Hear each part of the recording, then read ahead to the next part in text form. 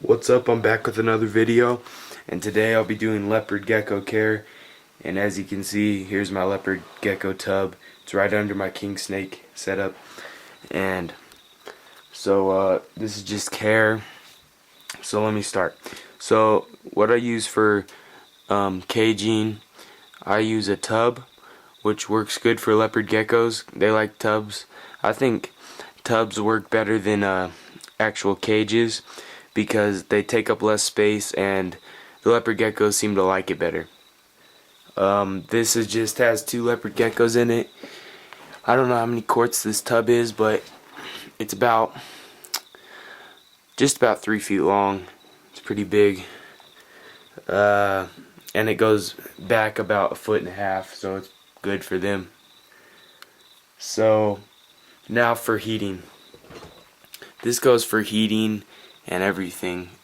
I don't have no lighting on them. They really like belly heat better, so they could digest their food better. So I don't know if you can see that very well, but back there is a heat mat on top of a book, and the book just pushes the heat mat up so it gets warm enough under the warm hide right there. There's one of my leopard geckos. So that's heating and lighting. Now I'll get into temperature and humidity. Alright, so for heating and humidity, or temperatures and humidity, for the heat mat side, which is right over here on this side, it should be around 85 to 90. 80 to 90 is a good temperature. And on the cool side, it should be like 70 to 80 is a good temperature. And that's perfect for them. So yeah, that's temperature. So humidity, they don't like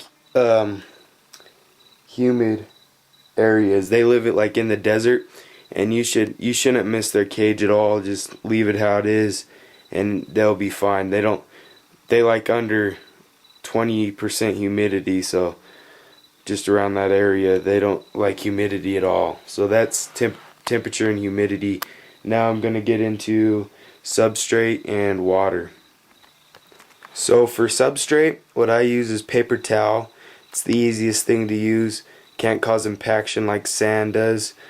I wouldn't recommend using sand because it causes impaction, especially when they're going to hunt a cricket and they eat some sand, and it'll just get down in their stomach and form all hard, and it's just bad news. But I recommend paper towel, reptile carpet, newspaper, tile, anything that's like they can't eat. So yeah, that's substrate. And for water, they don't really need to soak in their water since they're a desert species. I just give them a little water dish. It's just butter dish cut in half, and it's perfect for them. They just get drinks out of it. They don't soak in it at all. So yeah, that's substrate and water. And also, they're nocturnal lizards, so you might not see them during the day. It's nighttime right now, and my leopard gecko's out, one of them. The other one's sleeping probably. So yeah, they're nocturnal. And yeah, so now let me get into feeding and the supplements you need for feeding and everything. So for feeding, I feed mine mainly crickets and mealworms, and sometimes silkworms and waxworms. Not very often though. And crickets and mealworms is perfect for them. You could even just do crickets or just mealworms, but I like it to be a little bit of a variety. So I do crickets and mealworms and waxworms and silkworms. So yeah, that's what they like to eat. What I do is they like to have a calcium dish inside of their tub, so I put this inside of their calcium dish. It's just Flukers calcium. It has D3 in it, which is good. And then what I dust on the mealworms and crickets and everything is this, and I only do it like once a week. It doesn't have no D3 in it, but they get plenty of vitamins from it. So yeah, that's about it on that feeding and everything. So I'm gonna pull out the tub and show you guys what's inside. Alright, so here's the inside of the tub. It's pretty big, like I said, and so I'm gonna get into hides now, and I use 2 hides. This is just a little box that I flipped upside down and cut a little hole out of. They like to go into that. And then I just have a warm side hide. And this I usually use as the humid hide. Like, I haven't been doing it lately, but I should.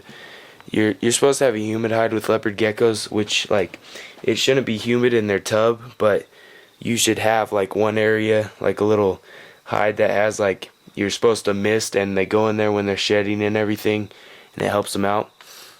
So I just have the water dish, the food dish, and the calcium dish, the temperature and humidity gauge, and just another little thing they could like shed on or go hide under. So yeah, like I said in my other video, that's the female and that's the male. So yeah, that's them. That's my care video. And yeah, watch my other videos, rate, comment, and subscribe, and see you guys later.